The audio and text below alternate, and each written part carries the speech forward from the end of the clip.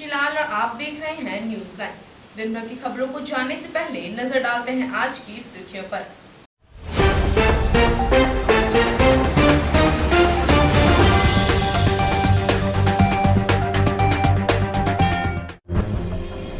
डुमरी में नकली शराब फैक्ट्री का उद्भेदन, 2 धंधेबाज चढ़े पुलिस के हत्थे। 75 पेटी नकली अंग्रेजी शराब के साथ कच्चा स्प्रिट, केरोनील एवं नकली शराब बनाने की सामग्री जब्त, मुख्य सरगना फरार। तीसरे डकैती कांड में पुलिस को मिली बड़ी सफलता, 4 अपराधी गिरफ्तार, 2 देसी कट्टा समेत 4 कारतूस बरामद। रविवार को गिरिडीह बाजार में दिखा लॉकडाउन जैसा नजारा, भीषण गर्मी और अफवाहों के कारण घरों से कम निकले लोग, सड़क पर छाया रहा सन्नाटा। और गिरिडीह के बेटी ने लहराया परचम, गरीबी को मात देते हुए बनी सीआरपीएफ महिला कांस्टेबल। गांव में हर्ष का माहौल, पिता का सीना हुआ गर्व से चौड़ा। अब खबरें विस्तार से। डुमरी पुलिस ने शनिवार की देर शाम को नकली शराब फैक्ट्री का उद्भेदन किया है। छापेमारी के दौरान पुलिस ने भारी मात्रा में नकली शराब के साथ कच्चा स्प्रिट, केरोनील एवं नकली शराब बनाने का सामग्री जब्त किया है। इस दौरान पुलिस ने मौके पर से 2 धंधेबाजों को भी गिरफ्तार किया है। नकली अंग्रेजी शराब के खिलाफ डुमरी पुलिस को एक बड़ी सफलता हाथ लगी है। पुलिस ने डुमरी थाना क्षेत्र के कानाडीह में छापेमारी कर अवैध नकली अंग्रेजी शराब फैक्ट्री का उद्भेदन किया है।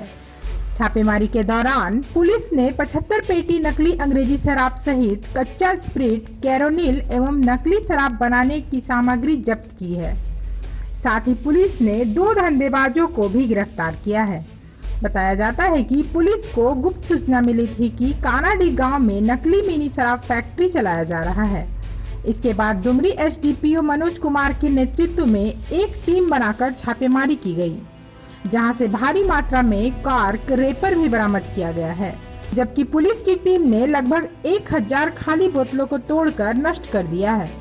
फिलहाल पुलिस डुमरी थाना में एक मामला दर्ज कर गिरफ्तार किए गए घर के मालिक सुरेश सोरेन सहित अरविंद सोरेन से पूछताछ कर रही है, जबकि संचालक राजेश वर्मा के खिलाफ मामला दर्ज कर लिया है। फिलहाल पुलिस राजेश वर्मा की तलाश में जुट गई है। वहीं टीम में डुमरी एसडीपीओ मनोज कुमार, इंस्पेक्टर आदिकांत महतो, थाना प्रभारी राजू मुंडा सहित कई पुलिसकर्मी शामिल थे।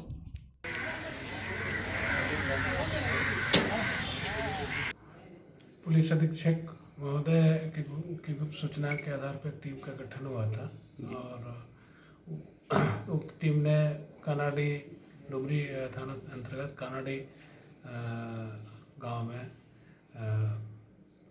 छापामारी की है, जिसमें काफ़ी मात्रा में अवैध शराब मिली है। दिनांक 10/4/2021 को प्राप्त सूचना अनुसार यह पता चल रहा था कि डुमरी थाना अंतर्गत ग्राम कानाडीह में कुछ लोगों के द्वारा अवैध रूप से शराब बनाया जा रहा है और उनकी बॉटलिंग कर एक मिनी प्लांट को ऑपरेट किया जा रहा है। मामले को गंभीरता को देखते हुए और प्राप्त सूचना की गंभीरता को देखते हुए एक विशेष टीम का गठन किया गया, जिसमें अनुमंडल पुलिस पदाधिकारी डुमरी के नेतृत्व में एक टीम का गठन किया गया, जो जाकर के उस स्थल पे छापामारी उनके द्वारा औचक रूप से किया गया। छापामारी के उपरांत भारी मात्रा में शराब बरामद किया गया है एवं वहाँ पे ऑपरेट किए जाने वाले मिनी शराब फैक्ट्री का भी उद्भेदन किया गया है और वहाँ पे पाया गया कि काफ़ी मात्रा में स्टिकर्स, बॉटलिंग प्लांट और शराब जो उन्होंने तैयार किया हुआ जो खेप है, जो स्पिरिट है, इनको जब्त किया गया विधिवत और 2 लोगों की अरेस्टिंग की गई है। अब तक गिरफ्तार किए गए व्यक्तियों का नाम सुरेश सोरेन एवं अरविंद सोरेन है। इस कांड के जो मुख्य माफिया हैं उनकी गिरफ्तारी के लिए भी प्रयास किया जा रहा है। इस संदर्भ में डुमरी थाना कांड संख्या 3821 दर्ज कर अग्रतर अनुसंधान की जाएगी। तीसरी के नाईटांड गांव में हुए डकैती कांड का पुलिस ने उद्भेदन कर लिया है। पुलिस ने इस मामले में त्वरित कार्रवाई करते हुए 4 अपराधी को गिरफ्तार किया है। गिरफ्तार अपराधी के पास से पुलिस ने 2 कट्टा समेत 4 कारतूस बरामद किया है। तीसरी के नाईटांड गांव में भिखारी दास के घर में हुए लूटकांड का पुलिस ने उद्भेदन कर लिया है। वही मामले को लेकर रविवार को एसपी अमित रेणु ने पुलिस लाइन में प्रेस वार्ता किया। बताया जाता है कि बीते 18 मार्च को अपराधियों ने भिखारीदास के घर पर धावा बोलकर बमबाजी व गोलाबारी कर लूटपाट की घटना को अंजाम दिया था। पुलिस ने लूटकांड के मामले में इस्लाम अंसारी, जेठा मुर्मू, कुंवर हेम्ब्रम और राजेंद्र कुमार सिंह उर्फ मुन्ना सिंह को गिरफ्तार कर जेल भेज दिया है। पुलिस के हत्थे चढ़े अपराधी इस्लाम अंसारी जमुआ थाना क्षेत्र के बेराहाबाद के निवासी हैं। वहीं जेठा मुर्मू भिलवा घाटी थाना क्षेत्र के दुधपनिया गांव के, कुंवर हेम्ब्रम गांवा थाना क्षेत्र के लोरिया गांव के व राजेंद्र सिंह देवघर जिला के पुरनादाहा लाल कोठी के रहने वाले हैं। पुलिस के हत्थे चढ़े आरोपियों के पास से पुलिस ने 2 कट्टा, 4 कारतूस आदि बरामद किया है।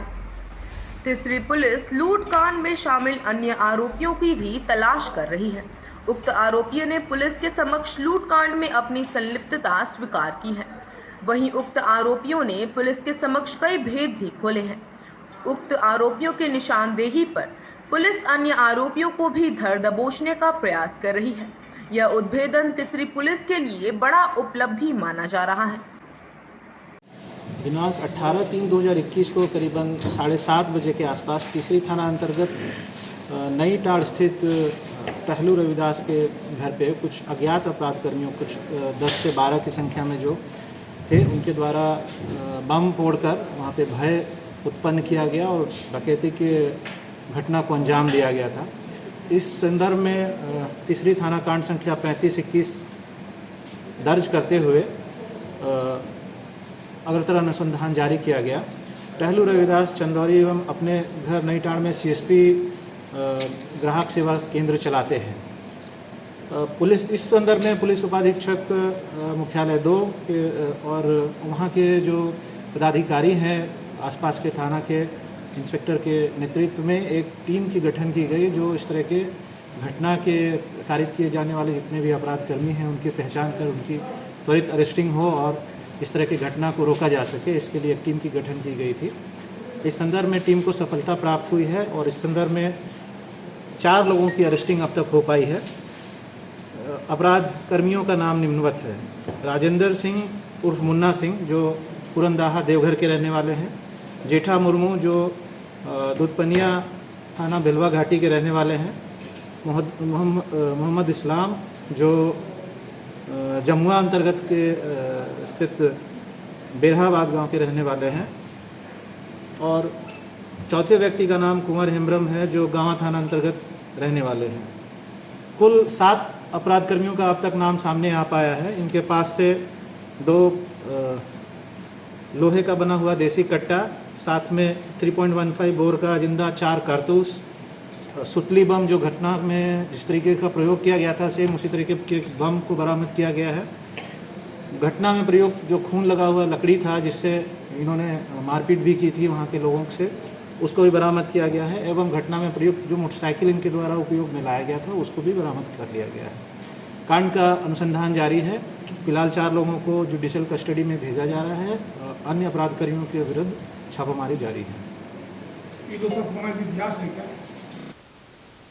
बगोदर के GT रोड पर हुए दर्दनाक सड़क हादसे में मारे गए लोगों के गांव में दूसरे दिन भी मातमी सन्नाटा पसरा रहा। गमगीन माहौल में रविवार को जनाजे को सुपुर्द-ए खाक किया गया। जनाजे में हजारों लोग शामिल हुए। बगोदर थाना क्षेत्र के कुदर गांव में उस वक्त चीख पुकार और मातम छा गया जब GT रोड पर हुए सड़क हादसे में मारे गए 4 लोगों का शव गांव पहुंचा। गांव में शव पहुंचते ही हाहाकार मच गया। इसके बाद जैसे ही एक साथ 4 लोगों का जनाजा उठा, लोगों की आंखें नम हो गई। जनाजे में हजारों लोग शामिल हुए। इसके बाद गमगीन माहौल में दंपति समेत 4 का शव कुदर गांव के कब्रिस्तान लाया गया, जहां जनाजे की नमाज अता करने के बाद सुपुर्द-ए खाक किया गया। इधर शनिवार को हुए घटना के संबंध में बताया जाता है कि स्विफ्ट डिजायर कार के आगे का चक्का अचानक ब्लास्ट हो गया, जिससे कार अनियंत्रित होकर GT रोड के किनारे तकरीबन 20 फीट नीचे खाई में पलटते हुए एक पेड़ से जा टकराई। घटना के बाद बगोदर के कुदर गांव में मातमी सन्नाटा पसर आया था। गांव के 3 अलग अलग घरों के 4 लोगों के मारे जाने से चहुं ओर चीख पुकार का आलम था। दुर्घटना में मारे गए हसनैन के परिजन धनबाद में रहते हैं। बेटे की मौत की सूचना पाकर हसनैन की दादी और अम्मा दोपहर बाद तकरीबन 4 बजे गांव पहुंची। छाती पीट पीट कर जैसे ही रोना शुरू की, वहां मौजूद सभी लोगों की आंखों से आंसू छलक आए। हसनैन के पिता धनबाद से बेटे के शव के पोस्टमार्टम में शामिल होने गिरिडीह पहुंच गए थे। आमिर के घर पर भी चीख पुकार मची थी। वहीं गांव के सदर शेख आजम के घर पर लोगों की भारी भीड़ जुटी थी। शेख आजम अपने समाज के सदर थे। बताया जाता है कि धनबाद में 3 दिन पूर्व स्विफ्ट डिजायर कार उन्होंने खरीदी थी। शुक्रवार को खरीदी गई कार लेकर गांव पहुंचे थे। चूंकि कार पुरानी थी, लिहाजा मिस्त्री के पास दुरुस्त कराने पत्नी, बेटे और गांव के 2 अन्य युवकों के साथ बगोदर जा रहे थे। कार शेख आजम का बेटा चला रहा था। बगोदर से 5 किलोमीटर पहले भयानक सड़क हादसे के शिकार हो गए। कार आजम का पुत्र चला रहा था, जो बाल बाल बच गया। कुदुर गांव में मुस्लिम की सर्वाधिक आबादी है। शेख आजम गांव के लोगों के चहेते थे। यूं कहें कि बगोदर के कुदर गांव के लिए शनिवार काला दिन साबित हुआ। जी, आज बहुत ही दुखद घटना में जो है कुदर से जो है सड़क दुर्घटना में एक पति पत्नी समेत जो है 2 अन्य नागरिकों की मौत हो गई है और एक व्यक्ति घायल है। यूँ तो लगातार जीटी रोड में हम लोग सड़क दुर्घटनाओं से परेशान हैं और NH2 बनने के बाद से जो है लगातार गाड़ियों की अख्तियार बनी है और ये घटना तो बिल्कुल हाल के दिनों के भी ये सबसे बड़ी घटना है। पूरा गांव परिजन सब लोग दुखी है। अभी उपायुक्त से भी हमारी बात हुई है। पीड़ित परिजनों के उनके आश्रितों को आपदा राहत से 1 लाख रुपये की राशि दी जाएगी। लेकिन जो सबसे ज़्यादा ज़रूरी है भविष्य के लिए भी कि सड़क दुर्घटनाओं के बाद सड़क सुरक्षा के भी उपाय बढ़ाए जाए ताकि इस तरह की जो मौतों की रफ्तार बढ़ रही है वो रुके। इस घटना में हम इनके प्रति, इनके परिजनों के प्रति, जो तमाम शोक संतप्त परिवार है उनके प्रति अपनी शोक श्रद्धांजलि अर्पित करता हूँ। एक स्विफ्ट डिजायर गाड़ी जो अनियंत्रित होकर रोड से जंगल में जाके काफ़ी तेज रफ्तार में जाके गिर गए, जिससे कुल 5 लोग सवार थे, जिसमें 4 लोगों की मृत्यु ऑन द स्पॉट हो गई। एक गंभीर रूप से जख्मी था, जिसे बेहतर इलाज के लिए हजारीबाग रेफर किया गया है। इसमें अग्रिम कार्रवाई की जा रही है। जो मृत है उनको पोस्टमार्टम के लिए सदर अस्पताल गिरिडीह भेजा जा रहा है। गिरिडीह में रविवार के दिन बाजार में सन्नाटा पसरा रहा। लोग नाम मात्र के अपने घरों से बाहर निकले। मौसम की बेरुखी से गर्मी का तापमान चरम पर रहा। वहीं कई जगह यह अफवाह फैलाई गई कि रविवार को बाजार व प्रतिष्ठान बंद रहेंगे, लिहाजा लोग घरों में रहना पसंद किए। लॉकडाउन में पुलिस के डंडे खाने के बाद भी शहर की सड़कों पर ऐसा सन्नाटा नहीं दिखा जैसे रविवार को दिखा। मौसम की बेरुखी से गर्मी का तापमान चरम पर है। धूप और गर्मी से बचने के लिए बहुत कम लोग ही घरों से निकले। दोपहर होते होते सड़कों पर सन्नाटा छा गया। इक्का दुक्का लोग भी बाजार में घूमते दिखाई दिए। लॉकडाउन के दिनों में गर्मी न होने के कारण बिना कारण लोग सड़कों पर घूमते थे। पुलिस लगातार लोगों को खदेड़कर घरों में रहने के लिए मजबूर कर रही थी और लोग नियमों का उल्लंघन कर सड़कों पर घूमते थे। लेकिन रविवार का दिन भीषण गर्मी होने के कारण बिना सख्ती के लॉकडाउन जैसे हालात हैं। रविवार दोपहर 2 बजे शहर के विभिन्न चौक चौराहों पर सन्नाटा पसरा हुआ था। वाहन चेक करने के लिए न पुलिस थी और न वाहन निकल रहे थे।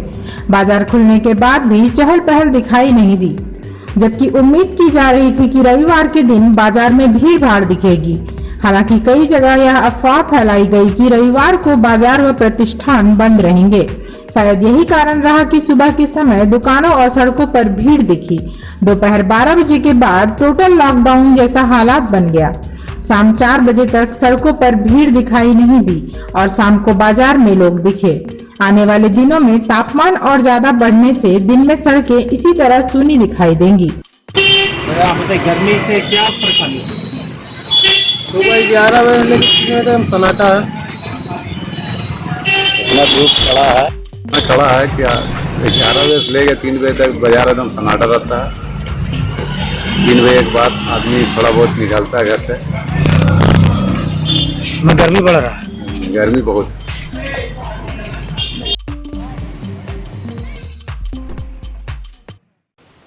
सदर प्रखंड के गादी गादी श्रीरामपुर की बेटी नूतन रानी ने अपनी पहली सफलता में ही सीआरपीएफ महिला कांस्टेबल के पद पर पहुंचने पे कामयाब रही। बेटी की उपलब्धि से गांव में खुशी का माहौल है। कौन कहता है आसमां में सुराख नहीं हो सकता, एक पत्थर तो तबीयत से उछालो यारो। इसे गादी श्रीरामपुर की बेटी ने सच साबित कर दिखाया है। बचपन से मेधावी रही किसान सनातन साहू की बेटी नूतन रानी अपने बूते पढ़कर सीआरपीएफ में कांस्टेबल के पद पर पहुंचने पर कामयाब रही है। उसकी इस सफलता से सदर प्रखंड क्षेत्र में खुशी की लहर है। नूतन रानी गिरिडीह से ही प्रतियोगिता परीक्षा की तैयारी की थी। उसने गांव से ही प्रारंभिक शिक्षा की शुरुआत की और यहीं से ही आगे की शिक्षा प्राप्त की। घर की माली हालत खराब होने के बाद भी बेटी को उनके पिता सनातन साहू ने पढ़ाई जारी रखवाया।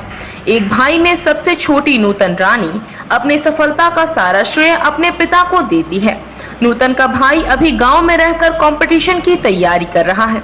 वह भी अपनी बहन की तरह पुलिस की नौकरी करना चाहता है। मैं सनातन साहू गादी श्रीरामपुर गिरिडीह का रहने वाला हूँ। मेरी बेटी नूतन रानी है। वो हाल ही में उनका सिलेक्शन SSC-GD के द्वारा CRPF में हुआ है। हम लोग बहुत निहायत गरीब मध्यम वर्गीय परिवार से हैं।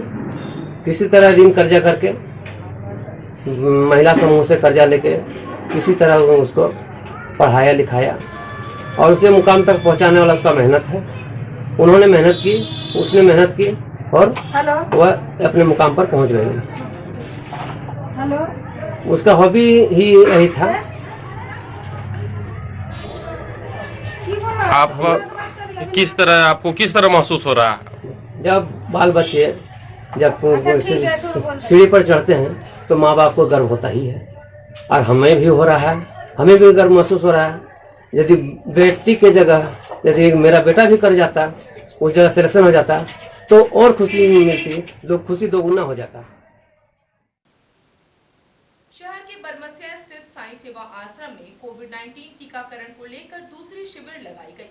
शिविर में कईयों को मुफ्त में टीका लगाया गया। शहर के साईं सेवा आश्रम में रविवार को सदर अस्पताल गिरिडीह की ओर से दूसरी बार निःशुल्क टीकाकरण शिविर लगाया गया। मालूम हो कि इसके पूर्व इसी स्थान पर कोरोना का निःशुल्क टीकाकरण 25 मार्च को लगाया गया था। उस दौरान कुल 133 लोगों को वैक्सीन का पहला डोज लगाया गया था। आज यहां दूसरी बार शिविर का आयोजन कर लोगों को मुफ्त में टीका लगाया गया। शिविर की पर्यवेक्षण WHO से प्रतिनियुक्त केंद्रीय टीम की प्रतिनिधि डॉक्टर सोनिया तिवारी ने बताया कि साईं सेवा आश्रम में दूसरी बार शिविर का आयोजन शांतिपूर्ण तरीके से संपन्न हुआ। श्रीमती तिवारी ने कहा कि टीका बिल्कुल सुरक्षित एवं कोरोना संक्रमण को रोकने के लिए प्रभावकारी है। बताया गया कि शिविर में 45 वर्ष से अधिक उम्र के लोगों को टीका लगाया गया। डॉक्टर सोनिया तिवारी ने लोगों से आह्वान किया कि लोगों को वैक्सीन की दूसरी खुराक अवश्य लेनी चाहिए, तभी लोगों को वैक्सीन का असली लाभ प्राप्त होगा।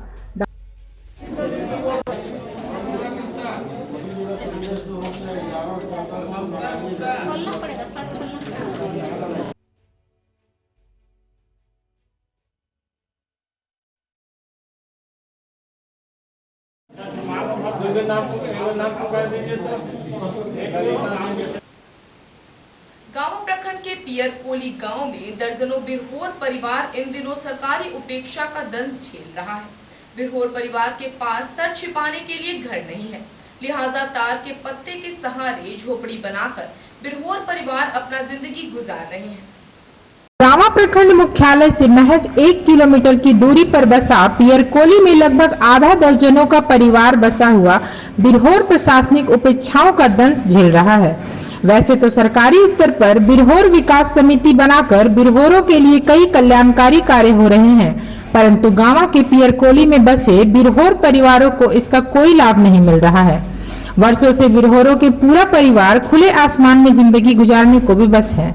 तपती गर्मी और धूप में भी बिरहोर सिर्फ तार के पत्तों के सहारे काट रहे हैं। गांव में बिरहोर जनजाति के आधा दर्जन परिवार के कुल 35 से 40 सदस्य निवास कर रहे हैं, जिसमें दर्जन भर मासूम बच्चे भी हैं।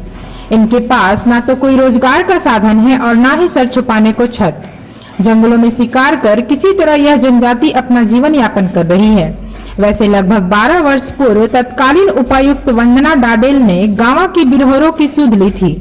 वह इनके बच्चों का नामांकन गिरिडीह के नामी स्कूल कार्मेल में करवाया था, परंतु कुछ ही दिनों में बच्चे वहां से भाग आए, जिसके बाद से उनकी कभी सुध प्रशासन ने नहीं ली। पूछे जाने पर सोमर बिरहोर ने टूटी फूटी भाषा में कहा कि हम लोगों को सिर्फ राशन मिलता है और इसके सिवाय सरकारी सुविधा कुछ भी नहीं दिया गया है।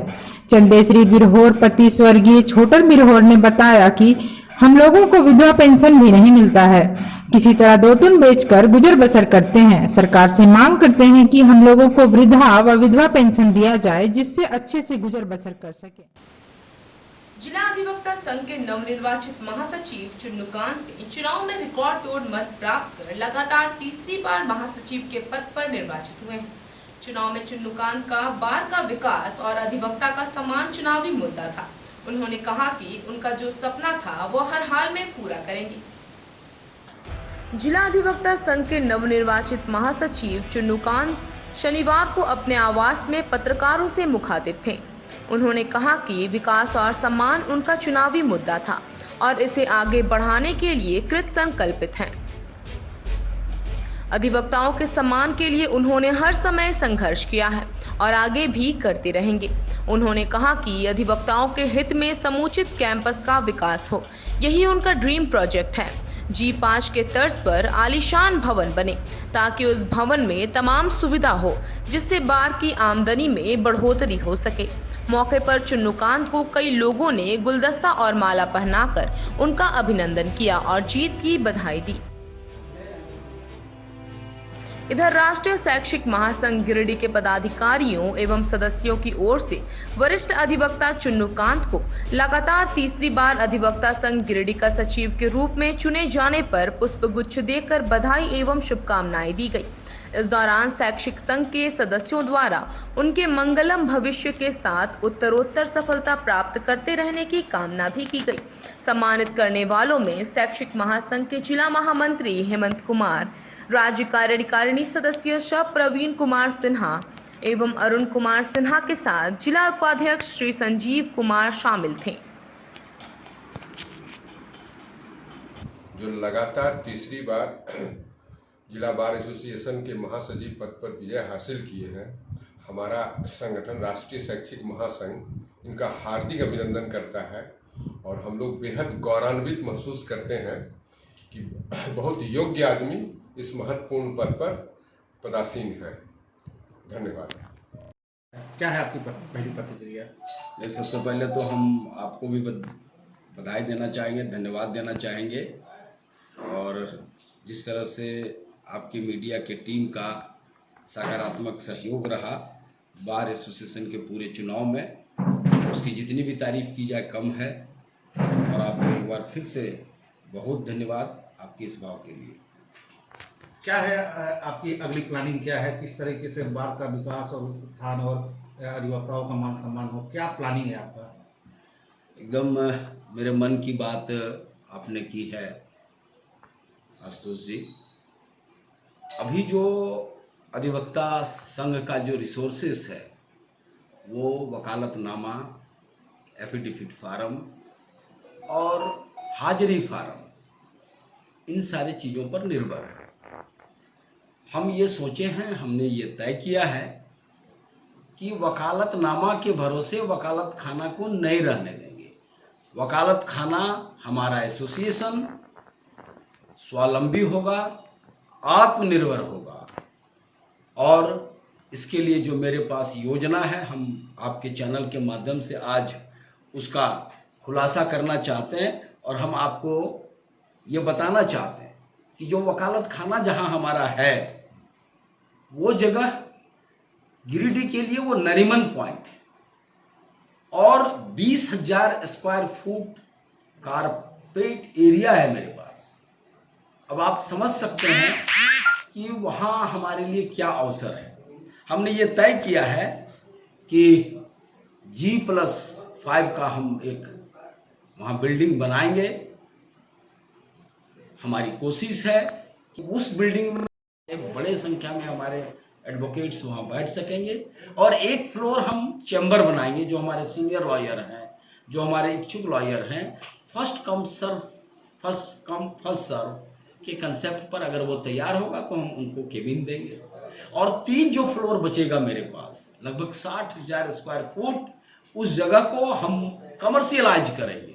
हम प्राइवेट सेक्टर्स के मॉल को, दुकान को, रेस्तरां को, शॉप्स को, सारे लोगों को देंगे और उससे जो आय होगा उससे हम अधिवक्ताओं के कल्याण के लिए काम करेंगे। हम ये नहीं कह रहे हैं कि वकालतनामा हम फ्री कर देंगे, लेकिन वकालतनामा का दाम हम इतना कम करेंगे कि एक गरीब आदमी, एक गरीब लिटिगेंट्स, आप सस्ता और शीघ्र न्याय। भाई जब वकील के पास जब कोई क्लाइंट आता है तो हम सहज करते हैं पहले एक वकालतनामा ले आओ।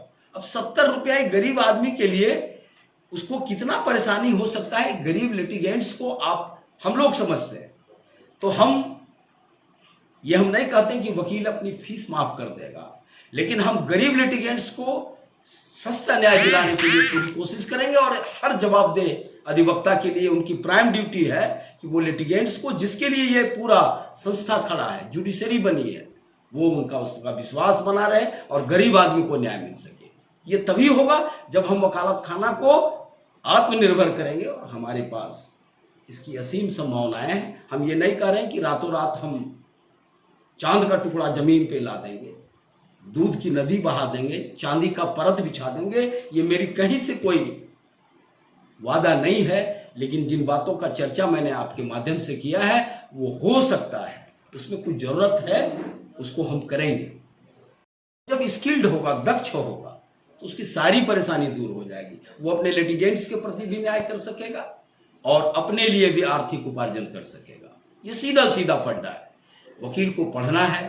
वकील एक सोशल इंजीनियर होता है। समाज की परेशानी को अगर वो नहीं समझेगा कानून के रास्ते, तो एक वकील कभी कंप्लीट नहीं हो सकता। हम नए लोगों को, बुजुर्गों का कैसे सम्मान किया जाता है, सीनियर से कैसे सीखा जाता है और कानून की बारीकियां क्या है, वकालत की जो पेच जिसको कहते हैं, जो तरीके हैं, उसको हम सिखाएंगे ताकि नए लड़के अपने क्लाइंट के साथ पूरी तरह से न्याय कर सकें। हम स्किल्ड बनाएंगे उनको। स्किल्ड बनाने के लिए हमारी पूरी कोशिश होगी कि हम इसको करेंगे ठीक। आज का यह अंक आपको कैसा लगा? आप अपनी सुझाव व राय इस नंबर पर दे सकते हैं। साथ ही ताज़ा तरीन खबरों के लिए आप न्यूज़9 के वेबसाइट, फेसबुक, ट्विटर, पोर्टल व इंस्टाग्राम को फॉलो कर सकते हैं। अब दीजिए पूरी टीम को इजाजत। नमस्कार।